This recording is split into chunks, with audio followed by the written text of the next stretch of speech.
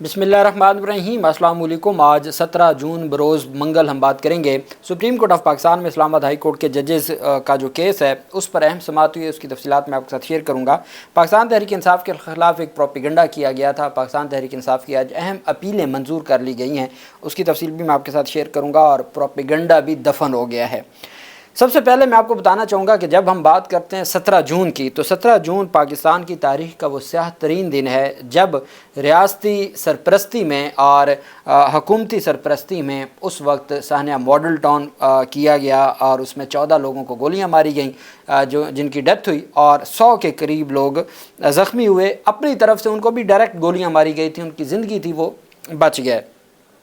ये एक ऐसा सानिया है जिसमें एक होता है, जैसे हम 26 नवंबर की बात करते हैं तो वो सारी चीज़ें खामोशी से कैमरे बंद करवा के सारे मामलात हुए, लेकिन सानिया मॉडल टाउन ऐसा सानिया है जिसमें कैमरे की आंख के सामने पूरी दुनिया का मीडिया दिखा रहा था जो कुछ किया जा रहा था और जिस तरीके से फिर कत्लेआम हुआ और जिस तरीके से डायरेक्ट गोलियां चलाई गईं। तो उस पर आज तक 11 साल गुजर गए हैं, आज तक इंसाफ नहीं मिला। सानिया मॉडल टाउन की कई दरखास्तें सुप्रीम कोर्ट ऑफ पाकिस्तान में ज़ेर इल्तवा हैं, आज तक उस पर समाअत नहीं हुई। नवाज शरीफ और जो जितनी भी सियासी क़यादत थी उनको इस्तग़ासा में, जो बतौर मुल्ज़िम के तौर पर अदालत में उनके ख़िलाफ़ इस्तग़ासा फ़ाइल किया गया था, तो अदालत ने दहशतगर्दी अदालत ने उनको केस से फ़ारिग कर दिया था, डिस्चार्ज कर दिया था। नवाज शरीफ और ये जितनी सीनियर क़यादत थी, शहबाज शरीफ, हमज़ा शहबाज, राना सनाउल्लाह वगैरह, उस पर फिर हाई कोर्ट में रिवीजन हुई, रिवीजन खारिज होगी। उस पर कासिम खान थे चीफ जस्टिस, रिवीजन खारिज होगी और वो मामला 2019 से सुप्रीम कोर्ट में पड़ा है, आज तक नहीं समाअत के लिए मुकर्रर हुआ। पता नहीं वो याहिया अफरीदी साहब कब उसको समाअत के लिए मुकर्रर करेंगे। दूसरा था JIT, वो JIT बनी 2019 में, वो JIT अपना काम मुकम्मल कर चुकी थी कि उसको स्टे मिला।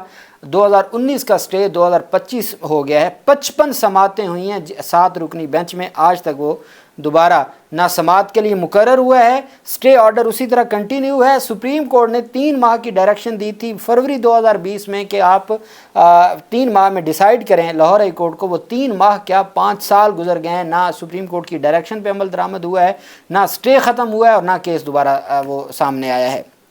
आज की मुनासबत से और आज के अहम दिन के हवाले से जो सबसे रेलेवेंट इसमें जो लीडर हैं वो डॉक्टर ज़हरुल कादरी साहब हैं। उनकी जानिब से ट्विटर और फेसबुक के ऊपर ऑफिशियल जो आज मैसेज दिया गया 17 जून के हवाले से, वो मैं आपको बता देता हूं और फिर हम आ जाते हैं सुप्रीम कोर्ट ऑफ पाकिस्तान। आज 17 जून ये कादरी साहब का ट्वीट भी है और फेसबुक और उनके सोशल मीडिया के ऊपर उनका ऑफिशियली पैगाम जारी किया गया है। आज 17 जून 2025 है। आज से 11 बरस कबल मॉडल टाउन लाहौर में निहत्ते कारकुनान को खून में नहलाया गया, उनकी लाशें गिराई गईं, ख़वातीन, बच्चों, बूढ़ों और जवानों को बेहमाना तशद्दुद का निशाना बनाया गया। मुसलसल 12 घंटे तक खून की होली खेली गई। ये ऐसा जुल्म है जो लाइव कवरेज की सूरत में पूरी कौम ने देखा। उसके बावजूद इंसाफ मिलना तो दूर की बात, इंसाफ की तरफ पेश रफ्त भी नहीं हो रही। सुप्रीम कोर्ट के फुल बेंच ने 5 दिसंबर 2018 के दिन सानिया की शफाफ तहकीकात के लिए एक गैर जानिबदार JIT तश्कील देने का हुक्म दिया। उस JIT ने मुसलसल 3 माह के अंदर 281 अफराद के बयानात कलमबंद किए। दोनों तरफ के मुतलका तमाम अफराद से तफ्तीश की गई और अपना बेशतर काम मुकम्मल कर लिया गया, मगर जब JIT की तरफ से अदालत में तहकीकाती रिपोर्ट चालान की सूरत में जमा करवानी थी तो और वो मरहला आया तो एक मुल्ज़िम हेड कांस्टेबल की दरख्वास्त पर लाहौर हाई कोर्ट की तरफ से स्टे ऑर्डर जारी कर दिया गया और इंसाफ का अमल वहीं का वहीं रुक गया। लाहौर हाई कोर्ट में हम इस केस में 56 बार पेश हुए, 5 बार बेंच टूटा और ये स्टे ऑर्डर ताहाल जूं का तूं है। हमारा फ़कत एक ही सवाल है कि इंसाफ की तरफ जाने वाले रास्ते 11 साल गुजर जाने के बाद बंद क्यों हैं। हमारी अदलिया और मुक़्तदर हलकों से दरख्वास्त है कि कानून के मुताबिक तफ्तीश और फेयर ट्रायल होने दिया जाए। अदालत जो भी फैसला करेगी वो हमारे लिए काबिल कबूल होगा। 11वीं बरसी के मौका पर शुहदाए मॉडल टाउन के दर्जात की बुलंदी के लिए दुआ गो हूँ और हसूल इंसाफ की जिद्दोजहद में इस्तकामत और साबित कदमी के साथ शरीक गवाहान, शुहदा के वर्सा और वकला के ज़िम्मेदाराना कानूनी किरदार पर उन्हें खिराज तहसीन पेश करता हूँ। एक और बात मैं आपको बता दूँ, ये भी मुल्क की तारीख़ का वो ऐसा वाहिद सानिया है जिसमें 14 लोगों का कत्ल हुआ, 14 के 14 लोगों की कत्ल का मुकदमा दर्ज हुआ, कोई एक बंदा भी सरेंडर नहीं किया। چونکہ تھریٹ تو اس وقت بھی تھا، اس وقت نون لیگ کی حکومت تھی وفاق میں بھی اور صوبے میں بھی، اور اس وقت کی حکومت تگڑی حکومت تھی، ایک سیاسی حکومت جس کو کہا جاتا ہے۔ تو اس میں اب ہم دیکھتے ہیں نا 26 نومبر کا ایک بڑا سانحہ ہمارے سامنے ہے، لیکن سب سے بڑا مسئلہ یہ ہے کہ اس وقت چونکہ اس وقت پورا نظام نہیں تھا، اس وقت ایک سیاسی حکومت تھی، اس میں بھی کوئی دوسری رائے نہیں ہے، اس وقت تو پورا نظام ایک طرف ہے نا، اس نظام میں سارا کچھ عدلیہ تک سارا کچھ ہی آ جاتا ہے۔ تو وہاں ہم نے کیا دیکھا کہ لوگوں نے یہ بیان حلفی دے کے گئے ڈیڈ باڈیز اٹھانے کے لیے یا لینے کے لیے کہ ہم کوئی کارروائی نہیں کریں گے، تو یہ بھی اپنی جگہ کہ ہے، لیکن سانحہ ماڈل ٹاؤن کے ان شہداء اور ان کی فیملیوں کو بھی ہم سلام پیش کرتے ہیں جنہوں نے اس پورے ظلم کا مقابلہ کیا، لیکن سارے آج تک کسی نے جا کے بیان نہیں دیا کہ ہم معاف کرتے ہیں یا ہم دیت لے لیتے ہیں، یہ بھی۔ اور اس کی سب سے بڑی وجہ بھی یہ ہے جو مجھے انفارمیشن ملی ہے کہ باقاعدہ طور پر آج تک ان کو مالی طور پر ان کے تمام معاملات پاکستان عوامی تحریک اور طاہر القادری صاحب کی جو تنظیم ہے وہ دیکھتی ہے، جو ایک بڑی خوشائند سیاسی جماعتوں میں بڑی اچھی بات ہے۔ اچھا، انہوں نے کہا کہ جی حصول انصاف کی جد و جہد میں استقامت اور ثابت قدمی کے ساتھ شریک گواہان، شہداء کے ورثاء اور وکلاء کے ذمہ دارانہ قانونی کردار پر انہیں خراج تحسین پیش کرتا ہوں۔ شہید کارکنان فقط کارکنان نہیں تھے، وہ میرے بیٹے اور بیٹیاں تھے، ان کے ساتھ ہونے والے ظلم کے خلاف حصول انصاف کی جد و جہد آخری سانس تک جاری رہے گی۔ اگر دنیا کی عدالتوں سے انصاف نہ ملا تو ایک عدالت قیامت کے روز بھی لگے گی، انشاءاللہ وہاں پر پورا عدل ہوگا۔ اللہ پاک ان شہداء کے درجات بلند کرے، ان کی فیملیوں کو صبر دے اور ان کو انصاف دے، ہماری دعا ہے۔ اب ہم آ جاتے ہیں سپریم کورٹ آف پاکستان میں ججز ٹرانسفر کیس۔ آج حامد خان کے دلائل مکمل ہوئے ہیں۔ Hamid Khan Lahore high court bar ایسوسی ایشن کے وکیل ہیں، لاہور بار ایسوسی ایشن کے وکیل ہیں، وہ سینیٹر ہیں پاکستان تحریک انصاف کے۔ یہی بار بار سوال اٹھایا جا رہا تھا جسٹس شاہد بلال حسن صاحب کی جانب سے کہ آپ ایک جماعت کے سینیٹر ہیں، آپ جو لاہور ہائی کورٹ بار ایسوسی ایشن ہے یا لاہور بار ایسوسی ایشن ہے وہ تو ایک خاص جو جماعت ہے یا اس کی ایک سیاسی گروہ کیا حمایت یافتہ ہے۔ اس پر پھر میں نے کہا تھا کہ صحافیوں نے یہ بھی کہا کہ اب تو جو بینچ بنتے ہیں وہ بھی جو حکومتی سیاسی جماعتیں بناتی ہیں، خیر یہ ایک الگ معاملہ ہے۔ تو حامد خان صاحب جن کے اوپر یہ بات کی گئی تھی انہوں نے آج اپنے جوابی دلائل دیے ہیں عدالت کے سامنے، 5 رکنی بینچ نے سماعت کی۔ حامد خان صاحب نے دلائل دیتے ہوئے موقف اختیار کیا ہے کہ ججز کے تبادلے کے لیے ایڈوائس وفاقی کابینہ دے سکتی ہے اور مصطفیٰ امپیکس فیصلے کے مطابق وفاقی حکومت سے مراد بھی کابینہ ہی ہے، صرف وزیر اعظم نہیں بلکہ مکمل کابینہ، اور آج تک کابینہ نے کوئی منظوری نہیں دی، سارا کچھ وزیر اعظم کرتے رہے۔ جسٹس محمد علی مظہر نے سوال اٹھایا کہ کیا مصطفیٰ امپیکس فیصلے کے بعد آئین کے آرٹیکل 48 میں استعمال ہونے والا لفظ وزیر اعظم غیر مؤثر ہو چکا ہے؟ عدالت نے کہا کہ درخواست گزار وکلاء نے سینیورٹی اور حلف سے متعلق اسلام آباد ہائی کورٹ کے چیف جسٹس کے فیصلے پر تفصیلی دلائل نہیں دیے اور نہ ہی فیصلے میں کسی غیر قانونی پہلو کی نشاندہی کی ہے۔ فیصل صدیقی نے کراچی بار کی نمائندگی کرتے ہوئے جواب دلائل کا آغاز کرتے ہوئے موقف اپنایا کہ آئین کے آرٹیکل 200 کی ذیلی شقیں تبادلے سے متعلق ہیں اور مستقل ٹرانسفر آئینی طور پر ممکن نہیں ہے۔ فیصل صدیقی کے مطابق تبادلہ نئی تقرری نہیں ہوتا اور عارضی تبادلہ کے باوجود جج کی سینیورٹی متاثر نہیں ہوتی۔ انہوں نے کہا کہ اس معاملے پر خاموشی ممکن نہیں ہے کیونکہ اس کیس میں 3 سابق chief justice Islamabad high court, سابق chief justice Balochistan high court, سابق chief justice Sindh high court, وہ تینوں سپریم کورٹ کے جج بن چکے ہیں اور اس میں موجودہ چیف جسٹس، وزیر اعظم اور صدر اس میں شامل ہیں۔ یہ ایسا معاملہ نہیں ہے کہ اب اس کو دبایا جا سکے۔ فیصل صدیقی کا کہنا تھا یہ ایک ایسا ہے جیسے اندھا آدمی اندھیرے کمرے میں ایک ایسے سوراخ کو تلاش کر رہا ہو جو پہلے ہی چھپا ہوا ہو۔ انہوں نے اس نقطے پر زور دیا کہ آرٹیکل 194 کے الفاظ اس کیس کی کلید ہیں اور ٹرانسفر کی صورت میں جج کو نیا حلف لینا پڑے گا، تاہم یہ تقرری نہیں بلکہ ایک عارضی منتقلی ہے۔ جسٹس محمد علی مظہر نے کہا کہ اگر جج دوبارہ حلف لے تو کیا وہ جونیئر ہو جائے گا؟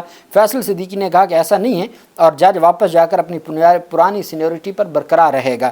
دوران سماعت جسٹس محمد علی مظہر نے نشاندہی کی کہ اسلام آباد ہائی کورٹ کے ججز نے ریپریزنٹیشن میں تبادلے پر آنے والے ججز کو ڈیپوٹیشن پر قرار دیا، جس پر افسوس کا اظہار کیا جا سکتا ہے کہ یہ لفظ کیوں استعمال کیا کہ وہ ڈیپوٹیشن پر آئے۔ عدالت نے ایڈوکیٹ جنرل پنجاب کو بھی سماعت میں شامل کرتے ہوئے وہ کہا کہ انہیں کل سنا جائے گا۔ منیر ملک نے کہا کہ وہ ایڈوکیٹ جنرل کے دلائل کا الگ سے جواب دیں گے، جبکہ فیصل صدیقی نے بھی جواب الجواب کے لیے دوبارہ موقع عدالت سے مانگا۔ وکیل فیصل صدیقی نے کراچی بار کی نمائندگی کرتے ہوئے اپنے جوابی دلائل مکمل کیے۔ حامد خان کے جو لاہور ہائی کورٹ بار ایسوسی ایشن اور لاہور بار ایسوسی ایشن کے وکیل ہیں ان کے بھی دلائل آج مکمل ہو گئے۔ کل عمران خان کے وکیل ادریس اشرف اپنے جوابی دلائل کا آغاز کریں گے، اس کے بعد پھر ایڈوکیٹ جنرل پنجاب اپنے دلائل دیں گے، ایڈوکیٹ جنرل پنجاب کے دلائل کے بعد پھر منیر ملک صاحب آخر میں فائنل دلائل دیں گے، اور اس طریقے سے امید یہ ہے کہ جو 5 رکنی بینچ ہے اس میں اسی ہفتے میں ڈیسائیڈ ہو جائے گا۔ اور یہ اتنا آسان نہیں ہے، یہ بات جو بار بار کی جاتی رہی ہے اور آرگومنٹس میں بھی ہوتی رہی ہے کہ حضور والا ایسا ہو نہیں سکتا کہ آپ ادھر تو انصاف دیں، ان سے تو مرضی پوچھیں، لیکن جن کی آپ تنزلی کر رہے ہیں، جن کو ترقی ایک درجہ تنزلی ہو رہی ہے، ان کے ساتھ ناانصافی ہو رہی ہے، ان کے ساتھ زیادتی نہ کریں۔ اور سپریم کورٹ کے محمد علی مظہر صاحب تو اس لفظ کے اوپر کہ ان کو ڈیپوٹیشن پر آیا ہوا کیوں قرار دیا ہے، اس پر بھی اظہار ناراضگی کیا۔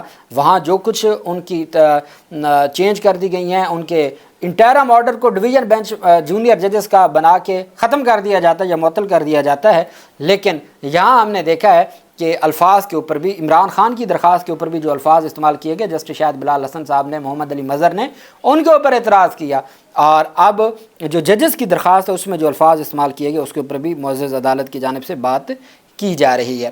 آخر میں ہم آ جاتے ہیں، پاکستان تحریک انصاف کے خلاف 26 نومبر احتجاج کیس تھا، اور پاکستان تحریک انصاف کے وکلاء ایک تاریخ پر عدالت سے استدعا کی کہ جناب والا ہمیں مہربانی کر کے ٹائم دے، اگلی تاریخ پر ہم عدالت کو اسسٹ کریں گے، تو معزز عدالت نے بغیر ان کو موقع دیے سرکاری وکلاء ہائر کر دیے کہ یہ اسٹیٹ کونسل ڈیل کریں گے تمام کارکنان کا کیس۔ اس کے اوپر پھر میڈیا نے پروپیگنڈا کیا کہ دیکھیں پاکستان تحریک انصاف کے وکلاء، ILF کدھر گئی ہے، وہ کیوں نہیں کارکنان کے مقدمات کو دیکھتی، کارکنان کے مقدمات کے لیے اسٹیٹ کونسل مقرر کر دی گئی ہے۔ بہت بڑی افواہ اور پروپیگنڈا کیا گیا۔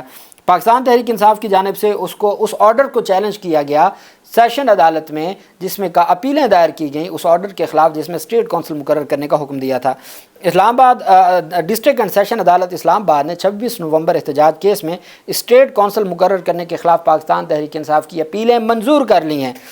تھانہ رمنا کا مقدمہ نمبر 976 ہے۔ اسٹیٹ کونسل مقرر کرنے کے ٹرائل کورٹ کے فیصلہ کالعدم ہو گیا ہے۔ عدالت نے ٹرائل کورٹ کا اسٹیٹ کونسل کی تقرری کا فیصلہ کالعدم قرار دے دیا۔ ایڈیشنل ڈسٹرکٹ اینڈ سیشن جج عامر نیاز نے PTI اپیلوں پر فیصلہ سنایا۔